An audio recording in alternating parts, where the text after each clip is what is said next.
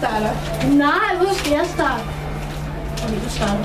Den har sådan dejlig natur og hedeland, og mine børnebørn, de elsker jo at komme i hedeland. Vi kan fiske, og vi kan bruge naturlegepladser. Og jamen, der er jo mange dejlige ting derude.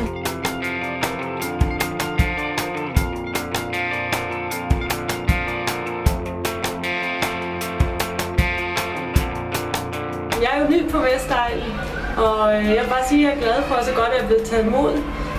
Fuld af gode mennesker, fuld af politisk aktive mennesker, som også mener noget om deres område. Jeg er helt klart glad for, at jeg har valgt Vestegnen. Jeg er sikker på, at vi kan blive ved med at udvikle, og vi kan blive ved med at få nye idéer sammen. Fordi det er det, de har herude. Det er det, som jeg også håber at blive en del af. Det er det gode sammenhold.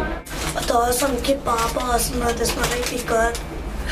Og så findes der bare så mange forskellige dejlige kulturer, og der er en enorm mangfoldighed på Vestegnen. At have den gode Vestegnsfølelse, det synes jeg er en vigtig ting, og på den måde kan vi arbejde videre og også gøre byen endnu bedre.